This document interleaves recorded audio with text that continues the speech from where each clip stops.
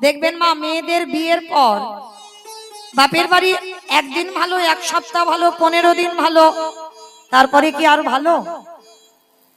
কথায় বলে না, জন জামাই ভাগনা 3 নয় আপনার। মেয়েদের বিয়ের পরে বাপের বাড়ি আর নয় বাবা, বৃদ্ধাশ্রম ঠিক আছে, রাস্তায় বাটি নিয়ে ভিক্ষে করবে ভালো। এই যে সবরী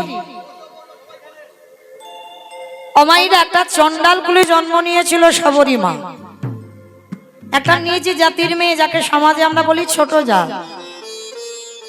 আর সেই ছোট জাতের মেয়েটা আজকে রামচন্দ্রকে সাক্ষাতে কৃপা পেয়ে গেল। শুধু কৃপা পেল না, রামচন্দ্র সেই মেয়েটার উচ্ছিষ্ট আমার রামচন্দ্র সেবা করলো। তাহলে কেমন তার ভজন, কেমন তার সাধনা, কিভাবে তার জন্ম, সবটাই আজকের আমরা লীলার মধ্যে প্রকাশ করব। আস্তে, আর কথা নয়, আর কথা নয়। আজকের আমাদের এই জায়গাটা বাবা, আস্তে আস্তে আস্তে। ঝগড়া করো না, কীর্তনে ঝগড়া করতে নেই। বসো বসো।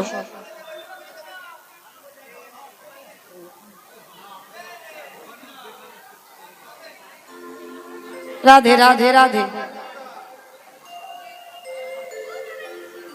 পঞ্চবটির বোন, এই জায়গাটা আস্তে মা, কথা নয়, পায়ে ধরে বলি, একটু শান্ত হও। এই জায়গাটা আমরা তৈরি করলাম বাবা, পঞ্চবটির বোন। আচ্ছা মা বলেন তো, এই পঞ্চবটির বোনটা কার ছিল? এই পঞ্চবটির বোনটা ছিল রাবণ রাজা। গোটা পঞ্চবটির বোনটা রাবণের ছিল। আর রাবণের বোন ছিল যার নাম শূর্পণখা। আমাইরা পঞ্চবটির বোনটা এই রাবণ রাজার বোন শূর্পণখার নামে লেখাপড়া করে দিল। কেন? ভালো করে শোনেন, মেয়েটা সব সময় মন্দোদরীর সঙ্গে ঝগড়াঝাটি লেগে থাকতো। মানে এত ঝগড়াঝাটি হতো, তো রাবণ রাজা বিরক্ত হয়ে মন্দোদরীকে বলেছিল, শোন বোন, যা জায়গা জমি সম্পত্তি আছে ভাগাভাগি হবে, তো আজকে থেকে পঞ্চবটির বোনটা তোর নামে লেখাপড়া করে দিলাম। তা পঞ্চবটির বোনটা লেখা হয়ে গেল শূর্পণখার। আর শোন, আজকে থেকে তোর বৌদির কাছে এসে খাবি না, ওই জঙ্গলে পশু পাখি কীট পতঙ্গ মানব দানব খেচর খেচুরি যারা যারা আসবে তুই সবাইকে ধরে ধরে খাবি। বাবা ভালো করে শুনবেন, রাক্ষসী তো মানুষের মাংস পর্যন্ত খায়। তা যেই না রাবণ রাজা বলে দিয়েছে যত যত যারা যারা আসবে ধরে ধরে খাবি, তা বহু বছর বহুদিন হয়ে যাচ্ছে ওই পোকা মাকড় পশু পাখি এইগুলো খাচ্ছে। হঠাৎ আজকের একটা ঘটনা ঘটেছে, মাইরা মন দিয়ে শোনো, কিন্তু কিছু বুঝতে পারবে না, তখন আমার ঘাড়ে চাপিয়ে দিও না, দিদি কি বললো কিছু বুঝিনি, কেমন? তো মা এইবার শূর্পণখার হঠাৎ আজকের একটা ঘটনা ঘটেছে। কি ঘটনা না, হঠাৎ শূর্পণখার নাকে একটা মানুষ মানুষ গন্ধ ঢুকছে। আমার ছোটবেলা ঠাকুমার কাছে শুনেছিলাম না, আউ মাউ কাউ মানুষের গন্ধ পাও। ঠাকুমা যখন গল্প বলতো এইগুলো বলতো। তো এই যে রাক্ষস রাক্ষসীদের নাকে মানুষ যদি কাছে আসে গন্ধ ঢোকে, তা রাক্ষসী মনে মনে ভাবলো, অনেকদিন পরে মানুষের গন্ধ পাচ্ছি। যাই হোক, প্রতিদিন ওই পশু পাখির মাংস খেতে খেতে আর ভাল লাগে না। যাই হোক বাবা, আমি একটু মানুষ পেয়েছি যখন, এইবার লক্ষ্য করো মা, তা শূর্পণখার নাকে একটা মানুষ গন্ধ। তো শূর্পণখা মনে মনে ভাবছে, যাই হোক অনেকদিন হয়ে গেল শুধু পশু পাখি পোকা মাকড়ের মাংস খায়, এইবার আজকের মনে হচ্ছে মানুষ পেয়েছি, ওর ঘাটটা মুড়ে মাংস করে খাবো। রাক্ষসী তা মনে মনে ভাবছে, আবার এই রূপ দেখলে যদি ওই মানুষটা চলে যায়। সুন্দর একটা রূপবতী নারী হয়েছে, আর এমন রূপ ধরেছে মা, কোন পুরুষ যদি একবার তাকায় আর নজর ফেরাতে পারবে না। মানে শূর্পণখা রাক্ষসী তো এমন রূপবতী নারী হয়েছে। তো এক পা দুপা করে যাচ্ছে, যেখান থেকে মানুষ মানুষ গন্ধটা আসছে, তার যেই না এক পা দুপা করে গেছে, আর যা তো যা লক্ষ্যটা পড়ত পর একেবারে ওই পুরুষটার চরণ দুটো। বড় মজার ব্যাপার দেখো, যেই না পুরুষের দুটো চরণ দেখেছে বাবা, সে খাওয়া মাথায় উঠে গেছে, সে খাওয়া ভুলে গেছে। চরণ দুটো দেখে মনে মনে ভাবছে, আহারে, এই পুরুষটাকে যদি একটা রাত আমি আমার করে পেতাম, আমি ওই চরণ দুটো সেবা করে আমার নারী জনম ধন্য করতাম। সে খাওয়া ভুলে গিয়ে এখন সেবার কথা মনে জেগেছে। মনে মনে ভাবছে, রাক্ষসী ওর চরণ যদি এত সুন্দর হয়, তাহলে না জানি ওর বদনটা কত সুন্দর হবে। বাবা শূর্পণখা শিক্ষা দিল সমাজকে, কোনদিন ভগবানের বিগ্রহ দর্শন করতে গেলে সরাসরি মুখের দিকে তাকাতে নেই। সবার আগে চরণ দেখতে হবে, তারপরে কোটি দেশ দেখতে হবে, তারপরে ভগবানের নয়নে নয়ন দিতে হবে, তার আগে নয়। এটা ভজনের নিয়ম। সবার আগে চরণ, চরণের আগে কোনদিন ভগবানের বদন দেখতে নাই, আগে চরণের দিকে তাকাতে হবে। রাক্ষসী শূর্পণখা সমাজকে শেখালো। তো যেই না চরণ দুটো দেখেছে, মনে মনে আশা জেগেছে, যদি একটা রাত আমার করে পেতাম। চরণ দেখলো, ধীরে ধীরে নয়নটা উঠছে, আর উঠে বাবা যেই না প্রভু রামচন্দ্রের নয়নে নয়ন দিল, খাবার কথা তো আর মনে নেই। এত সুন্দর রূপ আমি তো কোনোদিন আগে দেখিনি। এমন রূপবান পুরুষ জগতে আছে বলে আমার জানা ছিল না। যা হয় হোক, এইবার রাক্ষসী তো বড় মানে শক্তিশালী, তো রামচন্দ্রের কাছে গিয়ে সরাসরি বাবা বিয়ের প্রস্তাব। এই যে আমি তোমায় ভালোবাসি, আমায় বিয়ে করবে? বাবা কোনো চিঠিতে ভালোবাসা নয়, কোনো মোবাইল মেসেঞ্জার হোয়াটসঅ্যাপ ফেসবুক কিছুতে ভালোবাসা নয়, সরাসরি মুখে মুখে আমি তোমার ভালোবাসি, তুমি আমায় বিয়ে করবে? ভগবানও তো চালাক কম নয়, মাথায় হাত দিয়ে দুম করে বসে পড়েছে। হায় হায় হায় হায়। বলে কেন তোমার মাথায় কি? বলে মাথায় কিছু হয়নি।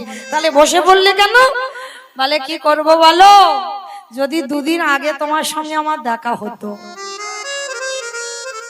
এমন রূপবতী নারী আমি কোনোদিন দেখিনি, কিন্তু আমার দুর্ভাগ্য, আমার তো জনক রাজার মেয়ে জানকীর সঙ্গে বিয়ে হয়ে গেছে। কি করব বলো? তুমি কি পারবে সতীনের ঘর করতে? পারবে না তো আমি জানি। আর তাছাড়া আমিও তো বিয়ে করতে পারবো না, কারণ আমি মর্যাদা পুরুষোত্তম রামচন্দ্র, একটা বিয়ে ছাড়া দ্বিতীয়বার আর নয়। কারণ যখন সীতা বনবাসে ছিল, যজ্ঞে বসবে, দ্বিতীয়বার রাম যদি মনে করতো বাবা বিয়ে করতে পারত, কিন্তু করেনি। মায়া সীতা মানে সন্ন্যাস সীতা তৈরি করে যজ্ঞে বসেছিল, কিন্তু বিয়ে করেনি। রামচন্দ্র সমাজকে শেখালো, আমি যেটা করেছি তোরা সেটা কর। আর কৃষ্ণচন্দ্র শেখালো, আমি যেটা বলছি সেটা কর, আমি যেটা করেছি খবরদার করতে যাস না। রামচন্দ্রের একটা বউ আর কৃষ্ণের 16,108টা। রাম বলছে আমি যেটা করছি তোরা কর, আর কৃষ্ণ বলছে আমি যেটা করছি খবরদার করতে যাস না, আমি যেটা বলছি সেটা শোন। হ্যাঁ, তো আজকে যেই না রূপবতী নারীকে দেখেছে, রামচন্দ্র বলছে কি করব বলো, তোমার সঙ্গে তো আমার দুদিন আগে দেখা হয়নি, আমার বিয়ে হয়ে গেছে। সে কি, তুমি বিয়ে করে ফেলেছো? বলে কি করব, তোমার সঙ্গে কি আমার দেখা হয়েছিল, তবে হ্যাঁ আমার লক্ষণের এখন বিয়ে হয়নি। কিরম বদমাস দেখেছো? সীতার বোন উর্মিলার সঙ্গে বিয়ে হয়ে গেছে, তবু বলছে বিয়ে হয়নি, আমার লক্ষণকে বিয়ে করো। তা শূর্পণখা মনে মনে ভাবছে, ভালোবাসলাম ওর দাদাকে, বিয়ে করব ওর ভাইকে, তবু রাজি। কেন রাজি? কারণ ভোগ করার জন্য তো নয়। যদি ভাইকে বিয়ে করি 24টা ঘন্টার মধ্যে ওর দাদার চরণ দুটো তো দেখতে পাবো। রামচন্দ্র বললেন, যে আমারে চাই তারই আমি চাই, যে আমারে না চাই তারে আমি না চাই। রাক্ষস কুলের জন্ম নিলে কি হবে? তুমি তোমারে চেয়েছো, আমি তোমারে চাইব, কথা দিলাম সারা জনম তোমাকে আমি আমার করে রাখবো, মনে রেখো। তাই বা রাক্ষসী কি করেছে? লক্ষণের কাছে গেছে, গিয়ে বলছে, এই যে তোমার দাদা বললো আমি তোমাকে ভালোবাসি, বিয়ে করতে চাই। আর কি ঘটবে তো আগেতে ভাই ভাই হয়ে আছে রেডি, কি ঘটনাটা ঘটবে। এইবার যেই না বাবা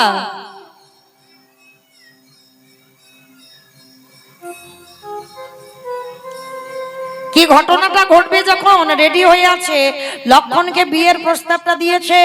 লক্ষণ বলছে, সিঁদুর তো পরাবো, চোখ বন্ধ করো। তা যেই না রাক্ষসী চোখটা বন্ধ করেছে, লক্ষণ সবার আগে নাকটা আর কানটা ধরেছে। কিরকম কথাবার্তা হয়েছিল দেখো। আর নাকটা কানটা যেই না ধরেছে, ধারালো চকচকে ওই যে তীর ধনুক লক্ষণের পিঠে একটা তীর টেনে বের করছে। আর বের করে তীরের আগাতে যে ফলাটা চকচক করছে না, ওই শূর্পণখার নাকটাকে ধরে কানটাকে ধরে একেবারে ওই চকচকে অস্ত্রটা দিয়ে একেবারে ছেদন করে দিল। আর যখনই ছেদন করে দিল, রাক্ষসী নিজ রূপে ফিরে এসেছে। দাদা! রাক্ষসী রেগে গিয়ে বলে উঠলে লক্ষণের দিকে তাকিয়ে, অপদার্থ, তোর এত বড় স্পর্ধা!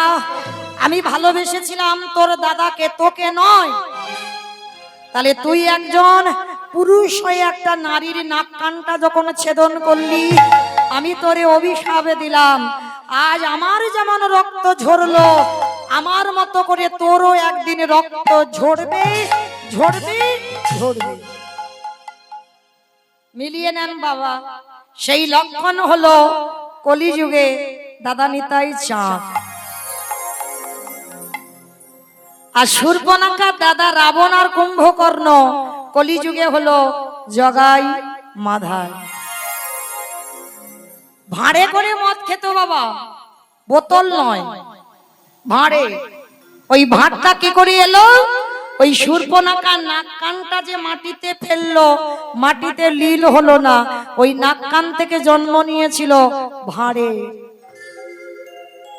অভিশাপ দিয়েছিল শূর্পণখা, আমার দাদা যেদিন এই ভাঁড়ে করে মদ খাবে, কথা দিলাম সেই দিন আমার মতো করে তোরও রক্ত ঝরবে, ঝরবে, ঝরবে।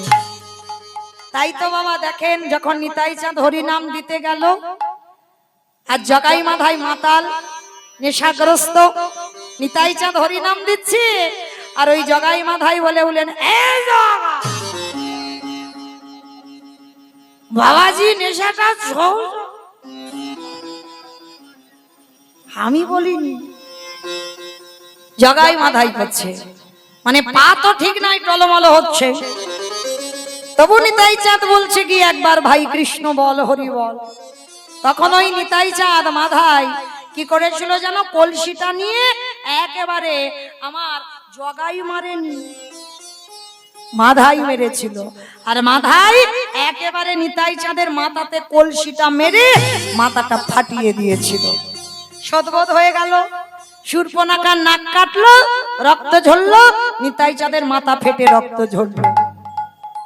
কাঁদালে কাঁদিতে হয়, এ কথাটা মিথ্যা নয়।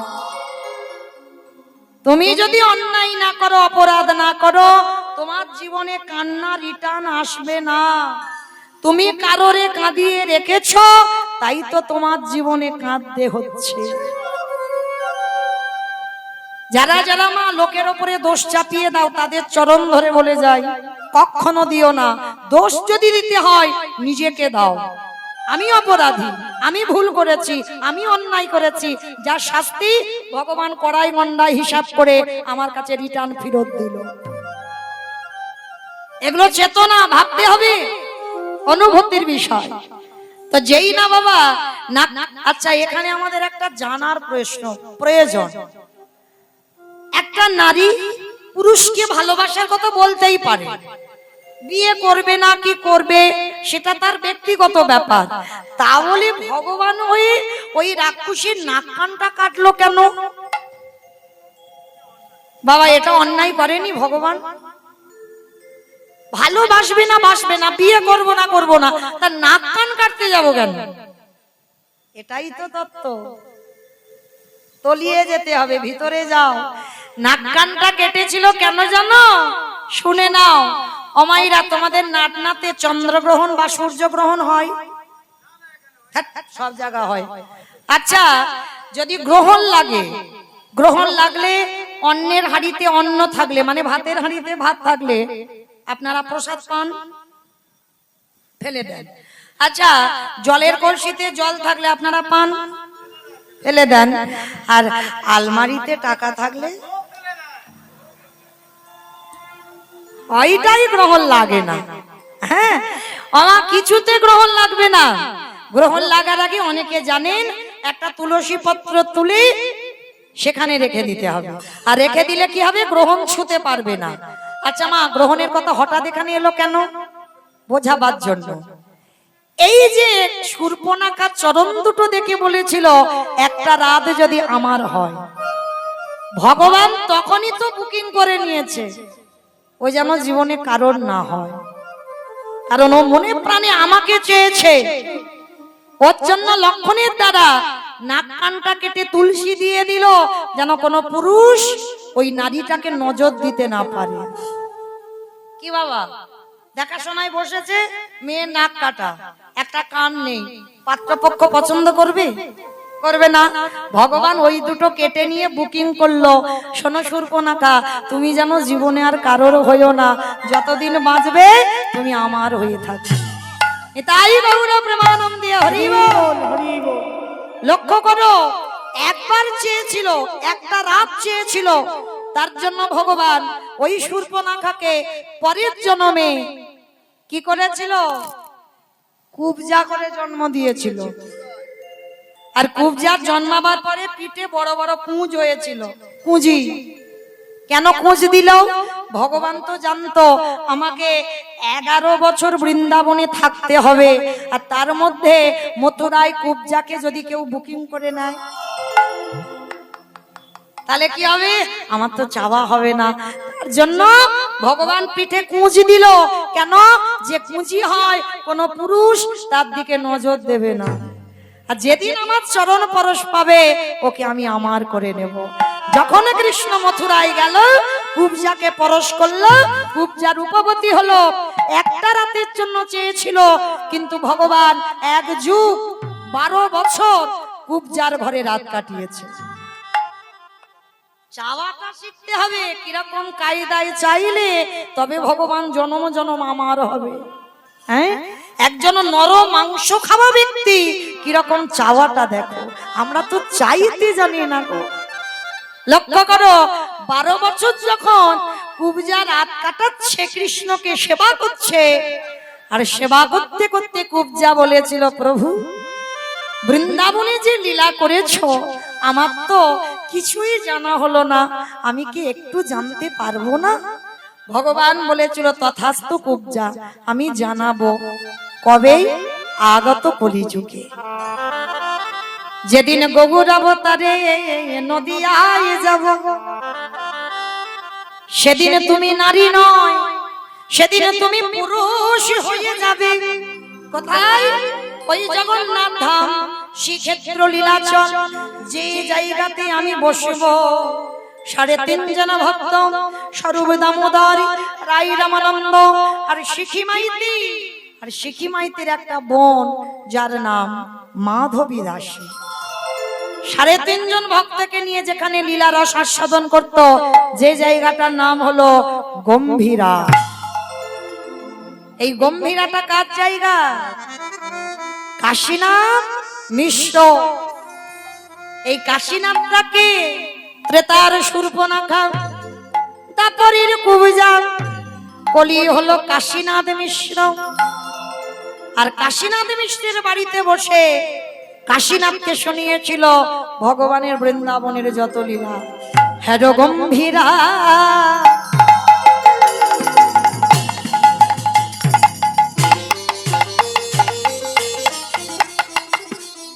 শ্রী গৌরাঙ্গ রায় কৃষ্ণ ভাবনা নিষিদে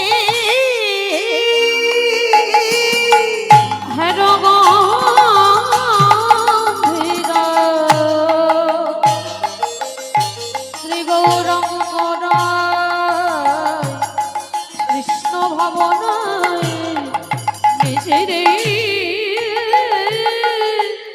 বিরহ বিকারে বাবা নাহি সুরে বিরহ ভিতরে পক্ষ নাহি সুরে কি হতে কি কবে ভেবে তো বিরহ ভিতরে পক্ষ নাহি সুরে কি হতে কি হবে ভেবে তো দুঃখী ওগো আমার প্রভু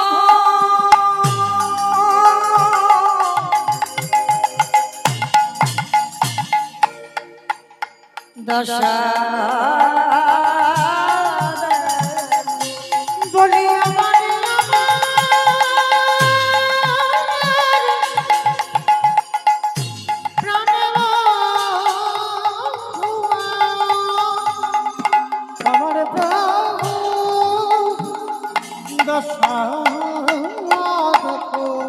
হতে কি করে ভেবে তো কি হতে কি করে হতে কি করে ভেবে তো তাহলে মায়েরা পঞ্চবটির বন এই পঞ্চবটির বনে একাধারে বাস করত হীরাচন্দ্র আর মা ছিল যার নাম মাতা মোহিনী মায়েরা আর কোনো কথা হবে না এবার যতটুকু সময় 12টা 10 হয়ে গেছে 1টা পর্যন্ত আয়ু এইটুকু সময় মন দেবেন হীরাচন্দ্র মাতা মোহিনীর ভিক্ষাই ছিল সম্বল একদিন জলের ঘাটে গেছে সবাই মিলে মোহিনীকে কত অপমান এই মেয়ে তুই নিঃসন্তানী তোর মুখ দেখা মহাপাপ তোর হাতে দান শুদ্ধ নয় সকাল সকাল তোর মতো নারীর মুখ দেখতে পেলে আমাদের যাত্রা শুভ হয়ে যায় কত কটু ভাষা মোহিনী কাঁদতে কাঁদতে জলের কলসিতে আর জল নিল না স্বামীর কাছে এসে বলছে স্বামী বলতে পারো আমার কি অপরাধ কি এমন অন্যায় করেছিলাম যে অপরাধীর কথা তো আমি জানি না আমার হাতের দান কেউ নেয় না আমি নিঃসন্তানী বলে আমার হাতের দান নিতে তারা ভয় পায় বলো না আমার অপরাধটা কি হরি বল আমার অপরাধটা কি হীরাচন্দ্র বলছে কেঁদো না মোহিনী ডাকো ডাকার মতো ডেকে যাও ভালোবাসার মতো বেশি যাও সময় যখন হবে তোমার কোল ঠিক আলো করে দেবে চলো আর আমাদের সময় নেই প্রভু সেবা দিতে হবে স্বামী স্ত্রী দুজনে সেবা দিচ্ছে কিছুদিন পর মোহিনীর ওই চোখের জল আমার ভগবান সহ্য করতে পারলো না আমরা নারী জাতি অনুভব করতে পারি গর্ভবতী হয়েছে হঠাৎ কৃপাময় করুণা করে মোহিনীর গর্ভে কাউকে পাঠিয়েছে মোহিনী অনুভব করতে পেরেছে আর অনুভব যেই না করেছে যে আমি জগতে মা হব সঙ্গে সঙ্গে মা পা মাটিতে পড়ে না সবাইকে ডেকে ডেকে বলছে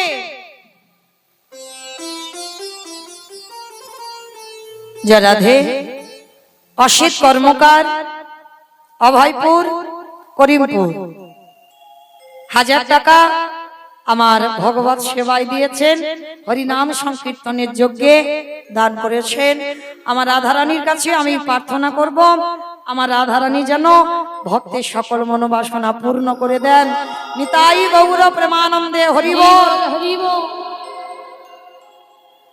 তো আজকে যেই না বাবা মোহিনী অনুভব করেছে আমি মা হব, সবাইকে ডেকে ডেকে বলছে, কি গো তোমরা তো খুব বলতে আমার মুখ দেখা মহাপাপ, আমার মুখ দেখে কোথাও গেলে যাত্রা অশুভ হবে, দেখলে তো আমি কেমন অসাধ্যকে সাধন করেছি। অভিমান হলো ভগবানের। মোহিনী, সন্তান জন্ম দেবার আগে তোমার এত গর্ব, মনে রেখো মোহিনী, দৈববাণী করল ভগবান, এই সন্তানের মা তুমি হবে, এই সন্তান পৃথিবীর আলো বাতাস পাবে, কিন্তু অভিশাপ দিয়ে রাখলাম এই সন্তানের কোনোদিন তুমি মুখ দর্শন করতে পারবে না। মোহিনী বুঝতে পারলো না কে অভিশাপটা দিল। মোহিনী বলল, কে তুমি? আমি ওর মা, আমি ওর মুখ দেখতে পাবো না, এটা হয় কোনোদিন?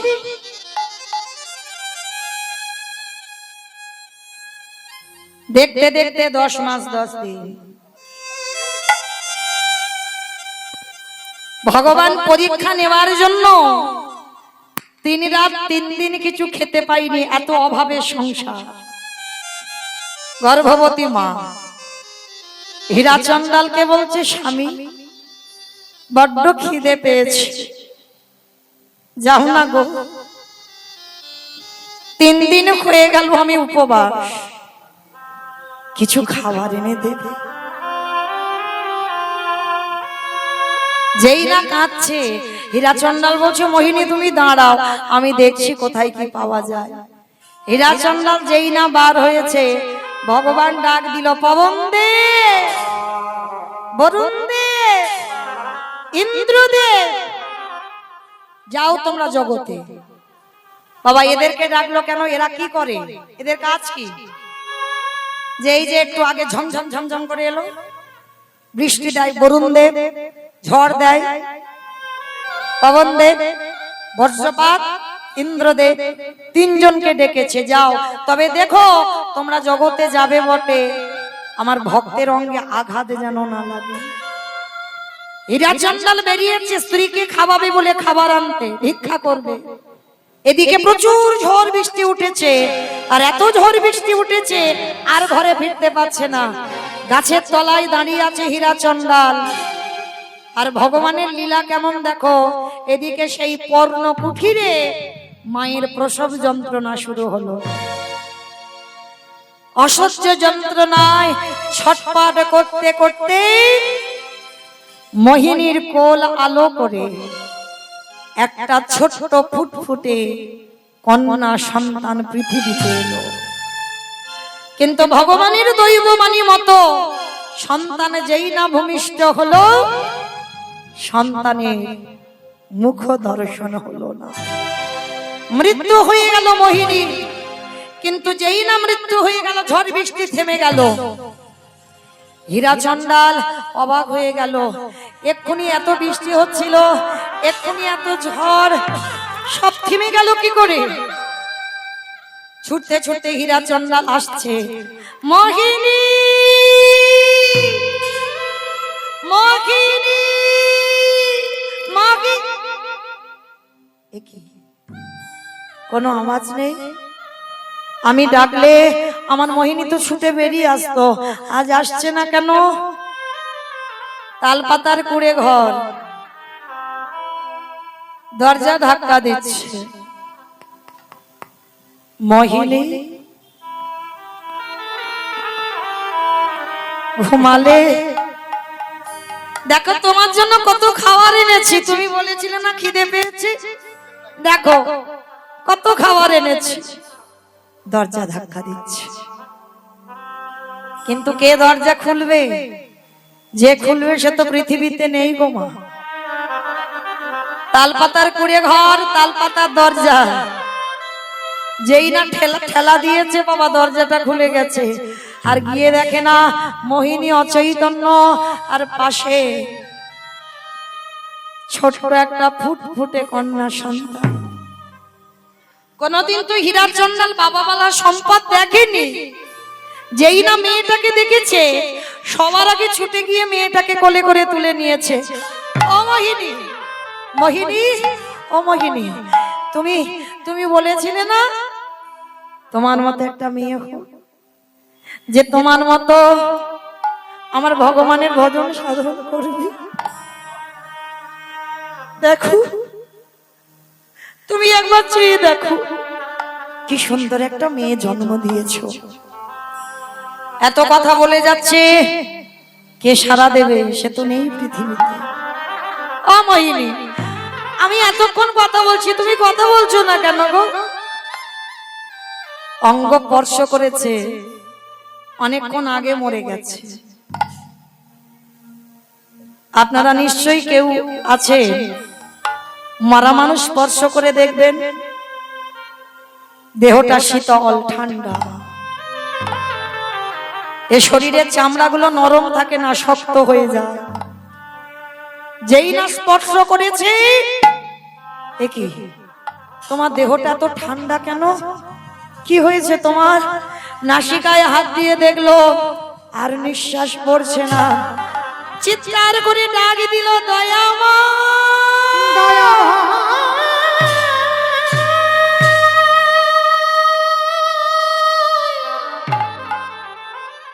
কি আমার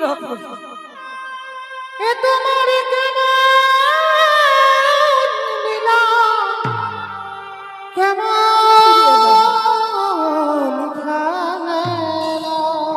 ফিরিয়ে দাও ও গো দয়াময়, ও গো কৃপা,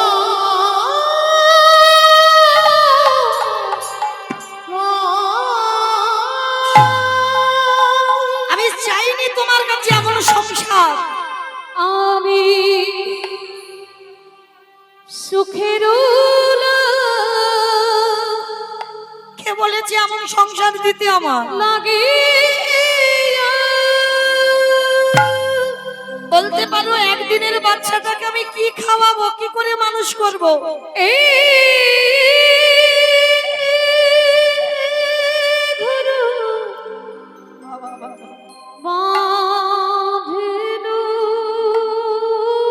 ফিরিয়ে দাও আমার স্ত্রীকে, ফিরিয়ে দাও আমার কাছে, ফিরিয়ে দাও।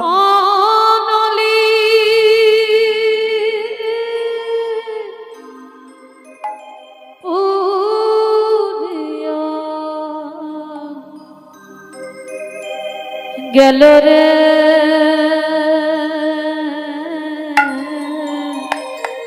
বলো আমি একে কি করে মানুষ করব? কি অনলি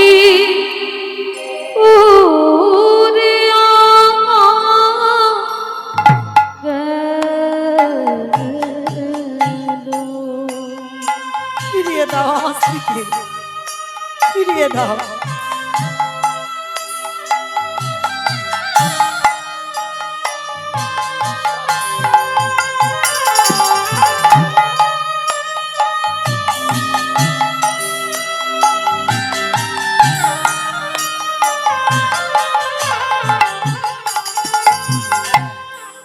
আমি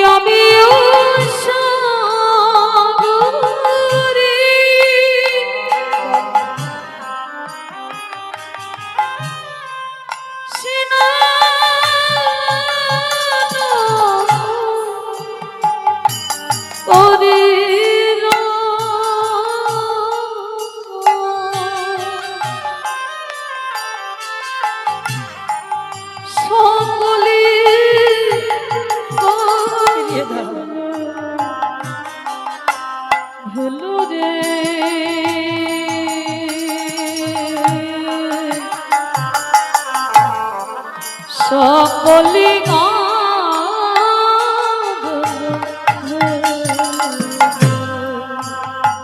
নিতাই গৌর প্রেমানন্দে হরি বল, হরি বল।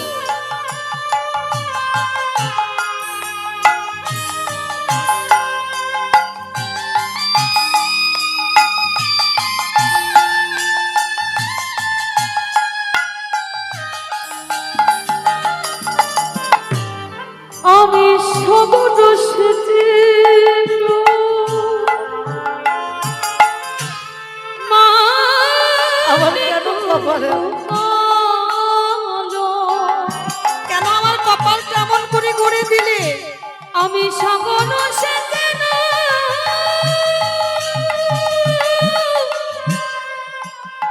ওই মাটি কোনো লুকানো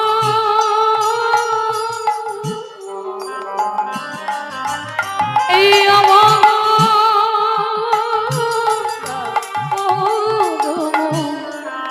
দোষের অভাবর দোষে সুখের লাগিয়া অবিধিরে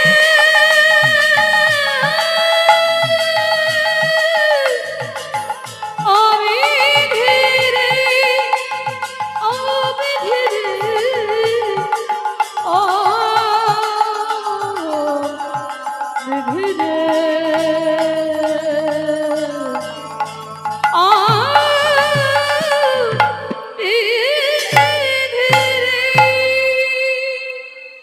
মায়েরা একটা কথা বাস্তবের কথা বলে যায়, কোন মাকে ছেড়ে যদি কোনো বাবা চলে যায়, চিরজনমের মতো দেহ হারায়, মায়েরা কিন্তু দেখবে বহুদিন বেঁচে থাকে। কারোর উদ্দেশ্য করে বলা নয়, এটা বাস্তব। কিন্তু কোনো বাবাকে ছেড়ে যদি মা চলে যায় চিরদিনের মতো, বেশি দিন বাঁচে না, কখনো বাঁচতে পারে না। কেন জানো? বড় একা হয়ে যায়, কারোর কাছে বলতে পারবে না মনের কথা। ছেলে ভালোবাসে, বৌমা ভালোবাসবে, মেয়েরা জামাই সব ভালোবাসে, অনেক যত্ন করে, অনেক আদর করে, অনেক স্নেহ করে। কিন্তু যে কথাটা তুমি তোমার পরিবারকে বলবে, সেই কথাটা তুমি কাউকে বলতে পারবে না। ওই জন্য বাস্তবে দেখবেন, যদি কোনো বাবাকে ছেড়ে মায়ের আগে মৃত্যু হয়ে যায়, বেশি দিন বাঁচবে না, খুব তাড়াতাড়ি অসুস্থ হয়ে বিছানায় পড়বে। কেন? সর্বদা মনের ভিতরে একটা চিন্তা। আর কোন সন্তান জন্ম দিয়ে যদি বাবা চলে যায়, মা কিন্তু দেখবেন ঠিক মানুষ করে ফেলে, কিন্তু একটা বাবা পারবে না। বাবা হয়তো পারে, কিন্তু মায়ের মতো পারবে না। মা ছেলেকে ভালোবাসে, বাবাও ভালোবাসে, কিন্তু ভালোবাসা তফাৎ। মায়ের যে ভালোবাসাটা, সেই ভালোবাসাটা না তার বাবা দেবে, না ঠাকুমা, দিদা, দাদু কেউ দিতে পারবে। আর যে সন্তানের জন্ম দিয়ে মা চলে যায়, সে পৃথিবীতে বাবা সবার আগে সবকিছু হারিয়ে বসে থাকে। একদিনের বাচ্চা জন্ম দিয়ে চলে গেল মোহিনী, হীরা চন্দাল মেয়েটাকে কোলে করে নিয়ে কাঁদছে। ঠাকুর বলে দাও, আজ আমি ভিক্ষায় যাব, কাল ভিক্ষায় যাব, পরশু ভিক্ষায় যাব, কিন্তু একদিনের বাচ্চাটাকে আমি কি খাওয়াবো? রাখে হরি মারে কে, মারে হরি রাখে কে। ভগবান ভক্তকে জন্ম দিয়েছে, তার আহারের ব্যবস্থা ঠিক করে দেবে। স্বর্গ থেকে একটা কামধেনু পাঠিয়েছে হীরা চন্দালের দরজায়, আর ধেনুটা হাম্মা হাম্মা রবে ডাকছে। হীরা চন্দাল ছুটে গিয়ে একটা পাত্র নিয়ে গেছে, গাভীর ওই উদরের নিচে দিয়ে বলছে, গাভী জানি না তুই কোথা থেকে এলি, আমার ওই একদিনের মেয়ে, সবে আমার স্ত্রীর দাহ কাজ করে এলো, দে না মেয়েটাকে খাওয়াবো একটু দুগ্ধ। গাভীর দুগ্ধ দহন করতে হলো না, আপনি থেকে বাঁট থেকে দুগ্ধ পড়ে বাটি ভর্তি হয়ে গেল। যেই না বাবা দুগ্ধ ভর্তি হয়ে গেল, এবার সেই দুগ্ধ নিয়ে একদিনের মেয়েটাকে খাওয়া। প্রতিদিন গাভীটা স্বর্গ থেকে আসে, দুধ দেয়, চলে যায়। ভগবান মনে মনে চিন্তা করছে, দাঁড়াও দেখতে তো হবে, এ কতটা ভালোবাসে, আমাকে জানতে হবে কতটা ভালোবাসে। ঘরে হীরা চন্দাল মেয়েটাকে রেখেছে, আর মেয়েটাকে রেখে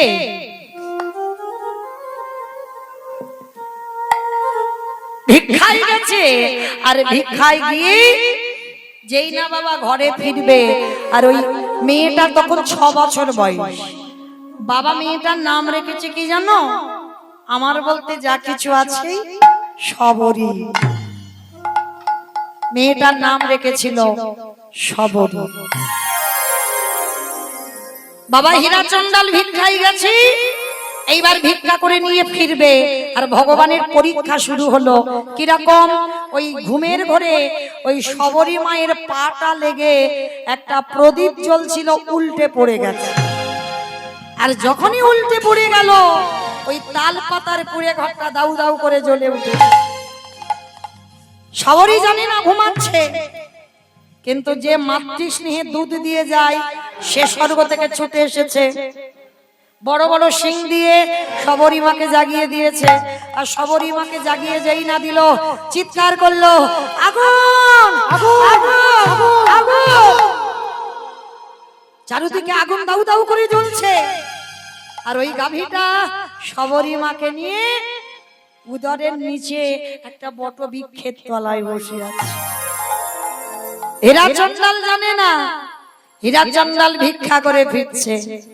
রাধা কৃষ্ণ সেবিব জীবনে মা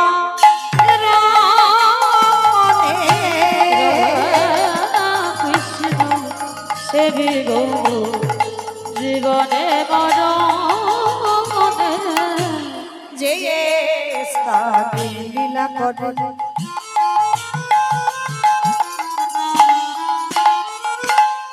ও যুগল কৃষ্ণ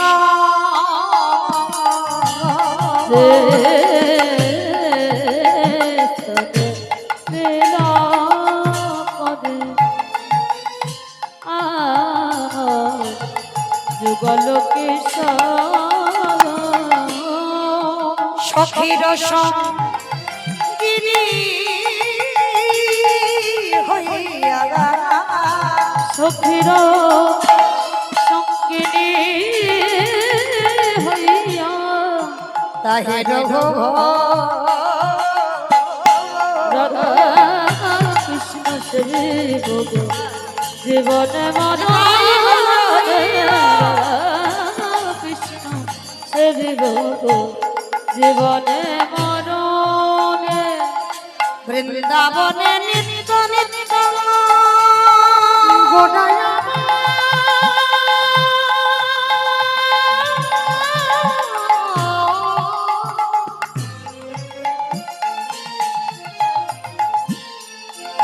গোড়া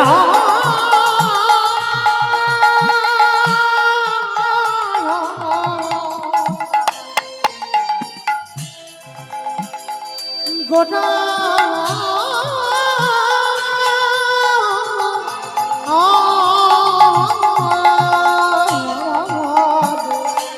বৃন্দাবনে নৃত্য নৃত্য অগজীবন লীলা ওগো প্রার্থনা রাই সদাই নরোত্তম বলি ওই চরণে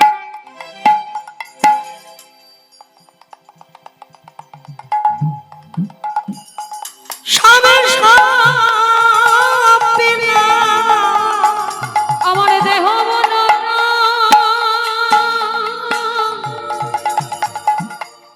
জীবন যৌবন আমি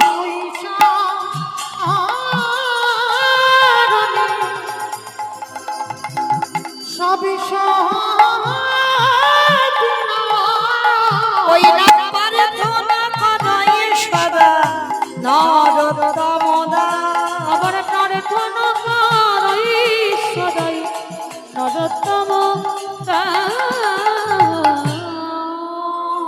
আস্তে এইবার লক্ষ্য করে দেখেন মাইরা, আজকে সবরই মা বাবা যেই না ঘরের দরজায় এসেছে দেখে না ততক্ষণে ঘরটা পুড়ে ছাই। ও প্রথমে তুমি আমার স্ত্রী কেড়েছো, তারপরে তুমি আমার ঘর কেড়েছো, তারপরে তুমি আমার মেয়ে সবরীকেও নিয়েছো। এবার আমার পালা তো, আমার নিতে হবে না, আমি আসছি তোমার কাছে। হীরা চন্দ্রালী আত্মহত্যা করবে বলে সবে ওই সরুজ নদীর জলে ঝাঁপ দিতে যাবে, হঠাৎ দেখলো কি জানো, বট বৃক্ষের তলে সবরী।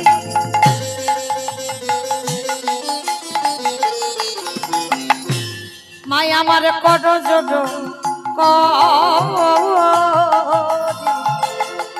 বট বৃক্ষের তলে সবরী, মা আমার করজোড় করি। আবার গাভীর উদর তলে ভজে নষ্টি হরি। আবার গভীর নারালে ভজে হরি। সবরী কর জোরে নামে সবরী করজোড়ি নাম করি। এরা চন্নালে যেই না দেখেছে মেয়েটা গাভীর উদরে হ্যাঁ মা তোর কিছু হয়নি, হবে কেন বাবা? ওই যে রাখে হরি মারে কে, মারি হরি রাখে কে, এই গোমাতা তোমায় বাঁচিয়েছে। চরণটা জড়িয়ে ধরলো, ওরে পশু কুলে জন্ম নিয়ে তুই মানুষের থেকেও বেশি কাজ করে দেখালি। হ্যাঁ, যেটা মানুষ হয়ে করে দেখাতে পারে না তুই পশু হয়ে করে দেখালি। যেমন দেখিয়েছিল বাবা ত্রেতা যুগে ভক্তপ্রভার বীর হনুমান। সীতামাকে জিজ্ঞেস করেছিল যেদিন, সীতামাকে বলেছিল মা ওই নারীরা মাথাতে লাল মাথাটা কি পরে গো? বলে বাবা সিঁদুর। ও মা সিঁদুর কেন পরে? ও মা সিঁদুর কেন পরে? স্বামীর অমঙ্গলের জন্য। ও মা মন্দ বলেনি, মঙ্গল টঙ্গল আর হচ্ছে? খুব হচ্ছে। বাজার থেকে এখন একটা লিকুইড কুমকুম পাওয়া যায়, সেইগুলো কপালে ছোট করে ঠেকিয়ে দেবে, মানে বিয়ে হয়েছে কি হয়নি বোঝা যাবে না। ওইটুকু আর থাকবে না বাবা, ঠিক ওইটুকু আর থাকবে না, মানে একটু করে বলে শীতের ধারে ওই মাথার চুল উঠে যাবে, ওই জন্য সিঁদুর পরা যাবে না। হ্যাঁ, আবার সিঁদুরের এত দাম বেড়ে গেছে, লিকুইড কুমকুম অপরাধ নিও না মা, আমি বলে যাচ্ছি ওটা সিঁদুর নয়। ওই যে লিকুইডটা কপালে ঠেকাচ্ছ না, ওটা কোনোদিন সিঁদুর হতে পারে না, ওটা সিঁদুর নয়, কিন্তু আমরা ব্যবহার করি। কিন্তু যারা যারা ব্যবহার করো তাদের চরণ ধরে বলে যাই, স্বামীর মঙ্গল যদি সত্যি চাও, কারণ মনে রাখতে হবে কয়েকটা সম্পদ আমাদের জন্য নয়, আমার স্বামীর মঙ্গলের জন্য। যেমন হাতের শাখা, পলা, লোহা, শীতের সিঁদুর, এ কটা আমার জন্য নয়, কারণ আমার জন্য যদি হতো বিয়ের আগে মেয়েরা ব্যবহার করতে পারতো। হ্যাঁ, এখন তো বাবা মডার্ন যুগ, শাঁখা পড়বে তো পলা পড়বে না, পলা পড়বে তো শাঁখা পড়বে না। আবার দেখবেন যারা শিক্ষার জায়গায় দাঁড়ায়, স্কুল কলেজের যারা দিদিমণি হয়েছে ওদের আবার বেশি, হাতে একটা করে ঘড়ি পড়বে আর একটা করে চুড়ি। খুঁজে পাওয়া যাচ্ছে না শাঁখা সিঁদুর। শাঁখা কোথায় রাখে খুঁজে পায় পড়বো, মডার্ন তো পার্লার, খুঁজে পায় না কোথায় শাঁখা পলা রেখেছে। হ্যাঁ, এই তো কলির দশা। কিন্তু মনে রাখতে হবে আমরা হিন্দু ধর্মের মানুষ, আমরা সনাতন ধর্মের মানুষ। হ্যাঁ, এই কটা সম্পদ গুছিয়ে রাখতে হবে, তবে তোমার স্বামীর মঙ্গল। তা সীতামা যখন বলছে, আমি মৌমিতা বলিনি কিন্তু সীতামা বলল, তা হনুমান বলছে ওমা তা তুমি মাথাতে সিঁদুর কেন দিয়েছ? বলে বাবা যাতে তোর প্রভু রামচন্দ্রের মঙ্গল হয়। ও তুমি আমার প্রভুর মঙ্গলের জন্য সিঁদুর পরো? হনুমান তো মানুষ নয়, কপিকুলে জন্ম, অত শত বুদ্ধি শুদ্ধিও নেই, তো যেই না শুনেছে মা প্রভুর মঙ্গলের জন্য সিঁদুর পরে, ভোরবেলা সারা রাত আর বেটা ঘুমায়নি হনুমান। ভোরবেলা গঙ্গা স্নান করি, সীতামার ঘরে দেখে না 3 কৌটো সিঁদুর বসানো, আর সেই 3 কৌটো সিঁদুর মাথা থেকে পা পর্যন্ত বেশ করে মেখেছে। আর ঠাকুর ঘরে গিয়ে রাম রাম রাম রাম রাম রাম রামচন্দ্রের কানে গেছে, হনুমান এই এদিকে আয়। এ কি লাল করেছিস কেন সারা গায়ে? বলে প্রভু আমি জানবো কি করে? আমি মাকে বললাম, মা ওই মেয়েরা কেন মাথাতে সিঁদুর দেয়? বললো তার স্বামীর মঙ্গলের জন্য। আমি বললাম, মা তুমি কেন সিঁদুর পড়ো? বললো তোর প্রভু রামচন্দ্রের মঙ্গলের জন্য। ওগো মা গো, ওইটুকু সিঁদুর মাথায় দিয়ে আমার মা যদি তোমার মঙ্গল চাইতে পারে, আজ আমি মাথা থেকে পা পর্যন্ত সিঁদুর মেখে এই হনুমান বলো বলো কত না তোমার মঙ্গল হলো।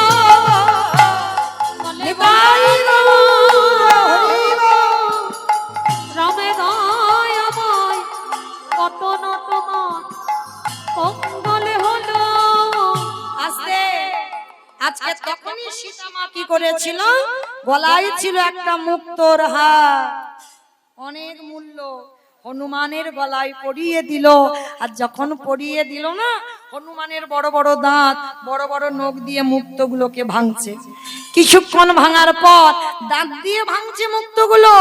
আর যখন কিছুক্ষণ মালাটা ওলট পালট করে দেখলো হনুমান, তো দেখবার পর মালাটা টান দিয়েছিল, দূর করে মুক্তোর মালা ফেলে দিয়েছে। রেগে গেছে সীতামা, হনুমান জানিস সেই মালাটার কত দাম? ওই জন্য তোকে বলে তুই হনুমান। হনুমানে কেঁদে বলল, মা গো এই জগতে সবাই আমায় হনুমান বলে বলো, কিন্তু মা তুমি আমায় হনুমান বলো না। আমার প্রতিটা লোমকূপে লেখা আছে রাম সীতা নাম। সেই দিন হনুমান বড় বড় নখ দিয়ে বক্ষটা বিদীর্ণ করে দেখালো, দেখো মা হৃদয়ে রাম সীতা যুগলে বসে আছে। ওই হৃদয়ে বসে আলো করে রাম সীতা যুগলে বসে আছি। আজকে হীরাচন্দালও বলল সেদিন হনুমান যেমন দেখিয়েছিল, আর আজকে তুই গাভী খুলে জন্ম নিয়ে তুই দেখালি। এইবার নতুন করে সংসার বাঁধলো, একটা পাতার করে ঘর করে। ভগবান মনে মনে ভাবছে, ওর মাকে কেড়ে নিলাম, ওর ঘর পুড়িয়ে দিলাম, ওই ভক্ত জব্দ হলো না তো? ভালো করে ঘষে মেজে নিতে হবে না? হ্যাঁ, আবার পরীক্ষা শুরু হবে। 3 দিনের জ্বরে দৈব দুর্ঘটনায় হীরাচন্দালের মৃত্যু হল। কি গো মায়েরা, কপাল দেখো, এমনি এমনি ভক্ত নয়। তুমি অট্টালিকাতে বসে কি কৃষ্ণ ভক্ত হবে মনে করেছো? কষ্ট জ্বালা যন্ত্রণা ভোগ করতে শেখো, তবে তো কৃষ্ণ ভক্ত হবে। অত সোজা নয়, পথের ভিখারি করে দেবে তোমার, তবে তুমি কৃষ্ণ ভক্ত। আজকে বাবার মৃত্যুর পর সবরই একা হয়ে গেল, খাবে কি? ওই পঞ্চবটির বনে একাধারে মতঙ্গ সাধুদের আশ্রম। কি খায় জানো? সাধুরা যখন প্রসাদ পেয়ে এঁটো পাতাগুলো নর্দমায় ফেলে দেয়, কুকুর বিড়াল খায়। সবরই মা ওই কুকুর বিড়ালের সঙ্গে উচ্ছিষ্ট গুলো পায় প্রতিদিন খিদের জ্বালা। কিন্তু সবরই মনে মনে করছে এটা তো পাপ, এটা অন্যায়। আমার বাবা আমাকে ছোটবেলা থেকে শিখিয়েছে, মা সবরই শোন, জীবনে যদি তোকে কেউ 1 গুণ দেয়, চেষ্টা করবি বাবা 2 গুণ দেওয়ার। কিন্তু এই সাধুদের কাছ থেকে আমি যে এঁঠোগুলো পাচ্ছি, আমি তো কিছু করছি না, এ তো পাপ। না না না, আমাকে সাধু সেবা করতে হবে, কিন্তু কি করে করব? আমি চণ্ডাল, আমি ছোট জাতের মেয়ে, সমাজ আমাকে ঘৃণা করে। তাহলে কি করে সাধু সেবা করব? চুরি করে সাধু সেবা করতে হবে। কিরকম চুরি করি? হরি বল। সারাদিন মেয়েটা ঘরে থাকে, আর রাত্রিবেলা করি মেয়েটা জঙ্গলে যায়। সারাদিন বাড়িতে, আর রাত্রিবেলা জঙ্গলে গিয়ে কাঠের বোঝা সাজায়। একেবারে বলে রে, একেবারে বলে রে, একেবারে বলে রে আমার মন,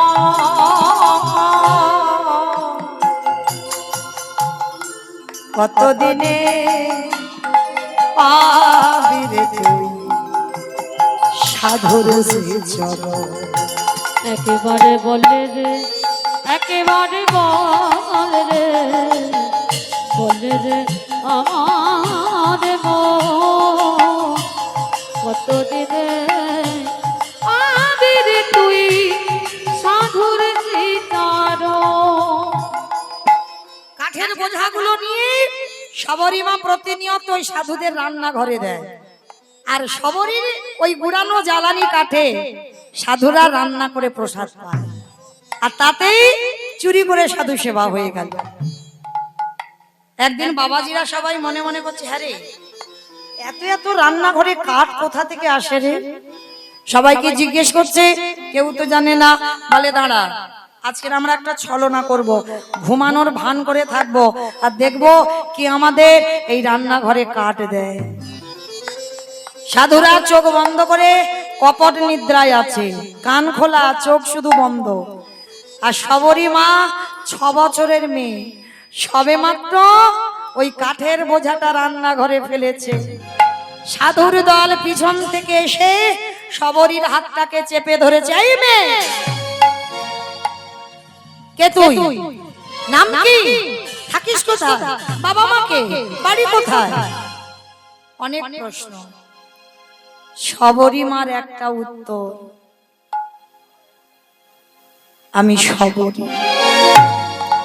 ও, তুই সেই হীরা চন্ডালের মেয়ে না, যে মেয়েটাকে জন্ম দিয়ে মা মরে গেল, কদিন আগে যার বাবা মরে গেল, যার ঘর পুড়ে গেল, তুই সেই সবরী? হ্যাঁ, আমি সেই সবরী। ছি ছি ছি ছি ছি ছি ছি গো, হাই হাই হাই গো, একটা চন্ডালিনী, সে কিনা ওই জ্বালানি কাঠ এনে দেয়, আর তার গুড়ানি জ্বালানি কাঠি আমরা রান্না করে প্রসাদ পাই। এই ছোট জাতের মেয়ে। সাধুরা বারবার ছোট জাত, ছোট জাত, ছোট জাত। ছোট মেয়ে সবরী সাধুদের বলল, আচ্ছা তোমরা যে আমাকে বলছো আমি ছোট জাত, ছোট জাত, মুচি হয়ে শুচি হয় যদি কৃষ্ণ ভজি, শুচি হয়ে মুচি হয় যদি কৃষ্ণ তজি। আমার ভগবানের কাছে তো জাত বিচার হয় না, তোমরা তো জাত বিচার করো কেন গো? ছোট মেয়ে যেমন কথা বলে, সাধুরা বলে নেই, তোর কাছ থেকে আমরা জ্ঞান অর্জন করব? হ্যাঁ, দেখাচ্ছি মজা তোর দ্বারা। ওই জ্বালানি একটা কাঠ টেনে নিয়ে সবরীকে মারছে। দূর হয়ে যা, বেরিয়ে যা, দূরে দয়া মা, দয়া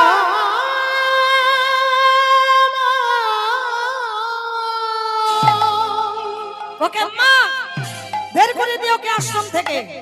এত বড় সাহস, ছোট জাতের মেয়ে হয়ে ও ছোঁয়া লেগে গেল আশ্রমে। সবাই গলা ধাক্কা দিয়ে আশ্রম থেকে বের করে দিয়েছে। এত মারা মেরেছে সবরীকে, সর্বাঙ্গ দিয়ে বাবা রক্ত ঝরে ঝরে। কতটুকু কেঁদেছো কৃষ্ণ পাবে, শিখে নাও। মা ধরিত্রীর অঙ্গে পড়ছে রক্তগুলো, ধরিত্রী মা কেঁপে উঠেছে। প্রভু তোমার যারা ভালোবাসে তাদের বুঝি এমনি করে কষ্ট পেতে হয়? হাত দিও না, বড় অভাগিনী গো, বড় দুঃখী গো মেয়েটা।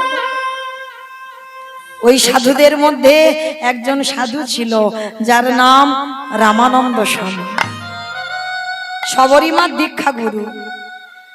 ওই শবরীমাকে বুকে জড়িয়ে ধরেছে, আয়, তোর কৃপা কেন হচ্ছে না আমি বুঝতে পারছি, কারণ তোর আশ্রয় হয়নি। দেহ শুদ্ধ না হলে পরমাত্মা রূপী ভগবান জীবাত্মার মধ্যে প্রবেশ করবে কি করে? গুরু চরণ ধরে দেহটা শুদ্ধ করতে হবে না? তারপরে রামানন্দ স্বামী শবরীমাকে দীক্ষা দিল। দীক্ষা দিয়ে শবরীমার মাথায় হাত দিয়ে বলছে, শোন, যা কিছু খাবি, যা কিছু করবি, সবটাই প্রভুকে দিয়ে পাবি। হরি বল। শবরী বলল, গুরুদেব, আমার তো কিছু নেই। কে বলেছে কিছু নাই? তোর যেটা আছে সেটা কারণ নাই। সে কি, আমি তো কাঙালি, আমার কিছু নেই। আছে, আছে, তোর আছে হৃদয়ে ভরা ভক্তি। ওই জায়গাটাই তো ভগবান দুর্বল, তোর ওটা তো আছে। সবরই নতুন করে ভজন শুরু হচ্ছে। ঘর বাড়িতে থাকে না, গাছতলায় বাস। প্রতিদিন জঙ্গল থেকে ফল পাড়ে, যেটা মিষ্টি, যেটা সুস্বাদু, সেটা খেয়ে দেখে নাই, রেখে দেয় ঝুড়িতে। আর যেটা টক, যেটা তিতো, সেটা নিজে খায়। কি বাবা, এরকম সেবা দিয়েছো মা? বাজার থেকে আম কিনে এনেছো, এত টক খাওয়া যাচ্ছে না, না দেখে ভগবানকে দিলেন, খাবে কি করে? আগে নিজে দেখে নাও তোমার উপযুক্ত কিনা। এরকম ভক্ত শবরী মা নিজে না দেখে জীবনে কোনোদিন প্রভু রামকে কিছু দেয়। কেন? শবরীর বাবা শবরীকে ছোটবেলায় একটা গল্প করেছিল, মনে আছে? রামের শত্রু রাবণ, শবরীর ভয়, রাবণ যদি ফলের মধ্যে বিষ দিয়ে দেয় তাহলে তো আমার রামচন্দ্রের মৃত্যু হবে। তাই মৃত্যু যদি হয় আগে আমার হোক। তাই শবরী মা প্রতিদিন এঁঠো ফলগুলো পেরে রাখে। আচ্ছা মা, ওই এঁঠো ফল থাকে বেশি দিন? অর্ধেক কামড়ে রেখে দিয়েছো, থাকবে? পোকা হবে, পচে যাবে, ফেলে দিতে হবে। আর দেখবেন কোন কোন ভাগ্য চক্রে এঁঠো করা ফল শুকিয়ে যায়। যেগুলো শুকিয়ে যায় শবরী মা তুলে রাখে, যেগুলো পচে যায়, নষ্ট হয়, ফেলে দেয়। শবরী মায়ের এবার বয়স হয়েছে, গাছতলায় ভজন,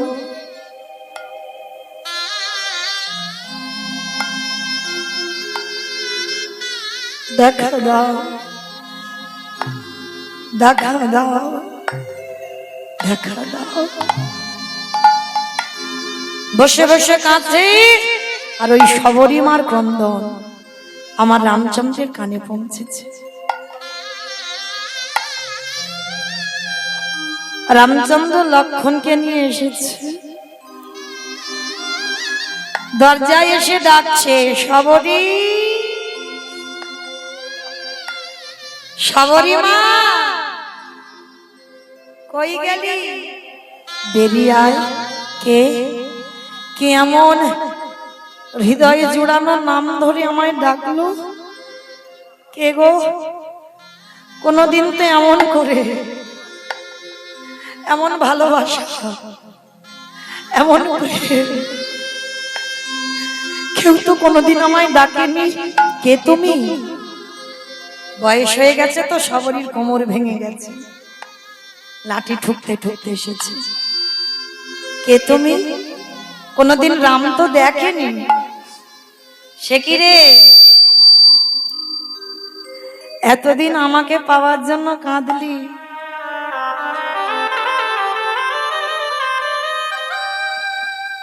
আমি এলাম, চিনতে পারছিস না? প্রভু তুমি এসেছো, কিন্তু আমি কোথায় বসতে দেব?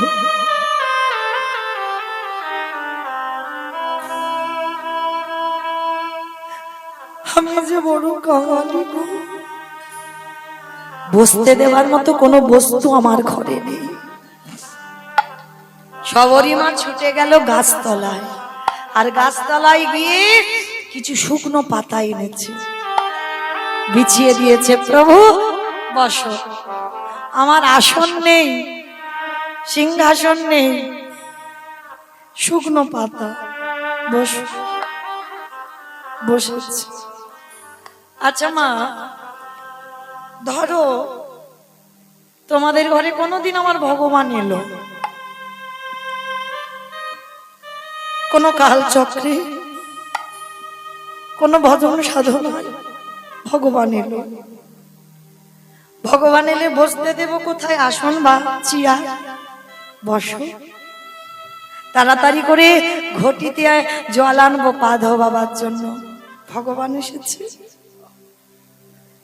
সাবরী মা তাও তো নেই গো,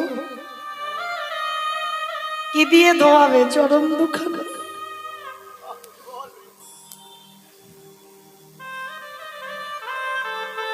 ঘটিতে জল নেই বলে কি করেছিল জানো মেয়েটা? রামচন্দ্রের চরণ দুটো বুকের উপরে তুলে,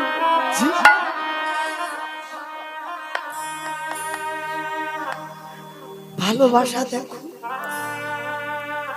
ভাষাটা কেমন তৈরি করেছে।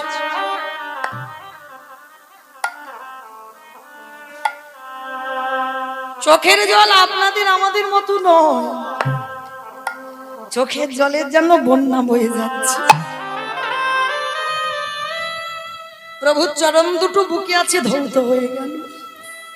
আঁচল দিয়ে মোছাবে যদি ব্যথা লাগে, মাথার কেশটা খুলে দিয়েছে। রামচন্দ্রের চরণ দুখানা মুছিয়ে দিয়েছে।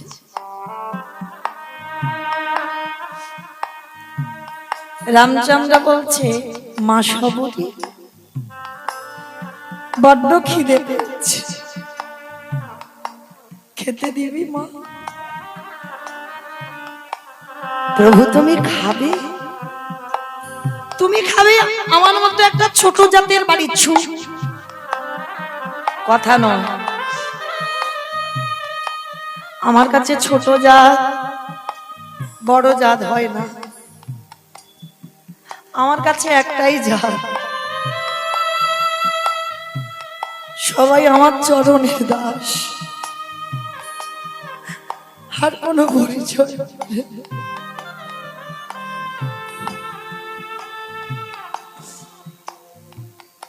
দেন আমা একটু খেতে। দাঁড়াও দাঁড়াও ঠাকুর, আমি এক্ষুনি যাচ্ছি। ছুটে গেছে ঘরে, সেই যে ঝুড়িতে করে ফলগুলো রেখে দিয়েছিল, খাওয়া খাওয়া ফল, ঝুড়িটা কোমরে। ধীরে ধীরে মা সাবরী কোমর ভেঙে গেছে, আর সোজা হইল। রাম দয়াময়ীকে বললেন, প্রভু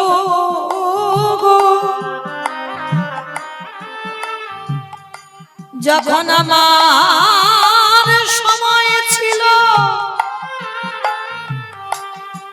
তখন তুমি আমার কাছে এলে না। আজ আমার সময় নেই, সময় চলে গেল, তুমি এসেছো। ঝুড়ি থেকে একটা ফল নিয়েছি। আমার ভগবান অনেক লম্বা তো, রামচন্দ্র। আর সবরী মা কোমর ভেঙে গেছে, হাজার উঠছে না প্রভুর বদন। ভগবান বললেন সবরী, এই জগতে ভক্ত যখন আমার কাছে পৌঁছাতে না পারে, আমি ভগবান হয়ে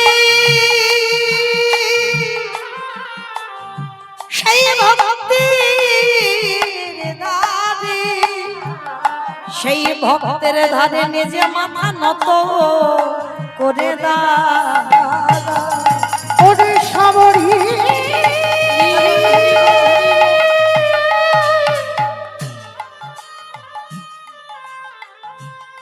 ওরে জগতে সবাই আমায় ভালোবাসে বটে, কিন্তু তোরে মতো করে আমায় যে কেউ ভালো বাসে না।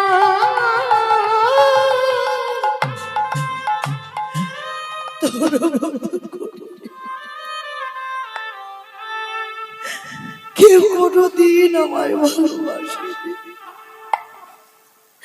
সবাই আমায় মন্ত্রে তন্ত্রে ডাকে, সবাই কত দামি দামি খাবার দিয়ে ডাকে, কিন্তু ভক্তরে ওরে তোরে মতো চোখের জলে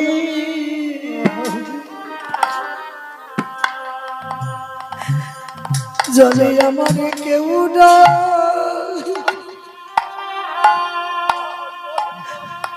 ডাকে না। সবাই মন্দিরে তন্ত্রে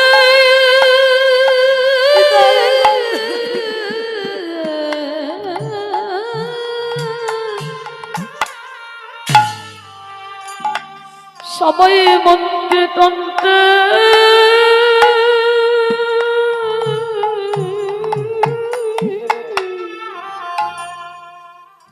ওরে ডাকে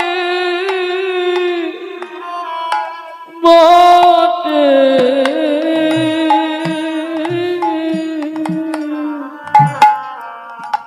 ওর মতো চোখের জলে ভেসে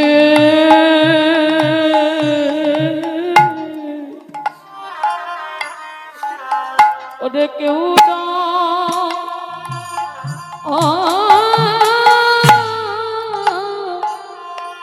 ডাকে না।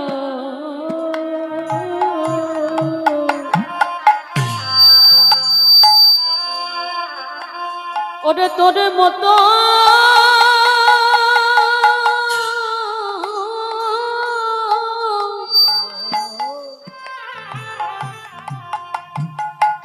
ওরে তোর মতো এমন প্রেম দিয়ে না এমন করে ওরে কেউ ডাকে না। ওরে সবরী রে, তোরে মতো ভক্তি আর প্রেম দিয়ে যদি কেউ ডাকারে মতো ডাকে, আমার ভক্ত বাৎসল্য ভগবান হয়ে আর কি কোনদিন থাকিতে পারে? দেমা সবরী, আমি সেবা করব। আর যেই না সবরী দিতে গেল, লক্ষণ পাশে দাঁড়িয়েছিল, এইবার হাতটাকে ধরে ওই ফলটা কেড়ে নিয়ে দূর করে ফেলে দিয়েছে। আর যেখানে ফেললো পড়ে গেল বাবা সবরী নেটো ফলটা গন্ধমাদন পর্বত।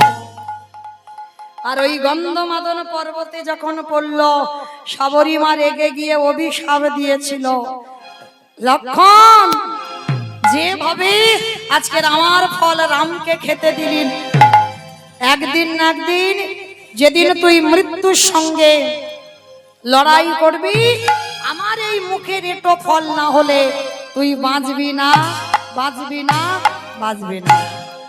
সেটা থেকে হলো বিশল্য করলি পাতা। লক্ষণ শক্তিশালী যখন বলল, হনুমান বিশল্য করলি পাতার রস দিয়েছিল। মায়েরা, আমার যাবার বাঁশি বেজে গেছে, চলে যাব আপনাদের চরণ থেকে। এই মুহূর্তে আপনাদের জন্য সেবার ব্যবস্থা তৈরি হয়ে গেছে। আপনারা প্রত্যেকটা ভক্ত, যত যত ভক্ত এসেছেন, প্রত্যেকে আপনারা প্রসাদ পাবেন। আপনারা সেবা করে আবার পরবর্তী দিদি ভাই আসবেন, লীলা কীর্তন পরিবেশন করবেন, আপনারা লীলা কীর্তন শ্রবণ করবেন। সেদিন আমার রামচন্দ্র বলেছিল, শবরী, এ জন্মে আমার ভাই তোর এটো বলে খেতে দিল না, কথা দিলাম আগত দাপরেতে যেদিন আমি কৃষ্ণ হয়ে ব্রজের মাটিতে যাব, কথা দিলাম সেদিন তুই মথুরায় জন্ম নিবি, তোর নাম হবে মালিনী। ফল বিক্রি করতে করতে ওই মালিনী যেদিন নন্দালয়ে এসেছিল, আর গোপাল হামাগুড়ি দিয়ে ওই ফল বালির কাছ থেকে ফল কিনে খেয়েছিল। বিনিময়ে কি দিল? দুমুঠো ধান। আর সেই ধান ধান নয়, বাড়িতে গিয়ে দেখলো সোনার ধানে পরিণত হলো। নিতাই গৌর প্রেমানন্দে হরি বল। এইবার সেই মতঙ্গ সাধুদের কাছে শবরী মাকে নিয়ে গেল। সাধুরা বলছে, প্রভু ও ছোট জাত। বলে চুপ। আবার বলে ছোট জাত, ওরই জন্য আজকের আমাদের দর্শন হলো। শবরী মা বলল, প্রভু সেই যখন কৃপা করে সেই দাপরেতে আমার কৃপা করবে, তাহলে দাপরের রূপটা একবার দেখাও। ভক্ত বাৎসল্য ভগবান আজকের দাপরে শবরীকে যেভাবে কৃপা করবে, ত্রেতা যুগে শবরী মাকে সেই রূপে দর্শন দিয়েছিল। শ্যামের বামে, শ্যামের বামে, শ্যামের বামে দাঁড়াইল নবীন কিশোরী গো। শ্যামের বামে দাঁড়াইল নবীন কিশোরী, শ্যামের বামে দাঁড়াইল নবীন কিশোরী, ললিতা বিশাখা নদী। ও যত সহচরী গো, যত সহচরী। আস্তে সবাই থেকে হাত দুটো তোলো মা, যাবার সময় সবাই। পদ্মের পাতা হে পাতায় দিচ্ছে করতালি, পদ্মের পাতায় পাতায় দিচ্ছে করতালি, ও পদ্মের পাতায় পাতায় দিচ্ছে করতালি। কেন দাসে মাঘে রামা, ওই তরুণ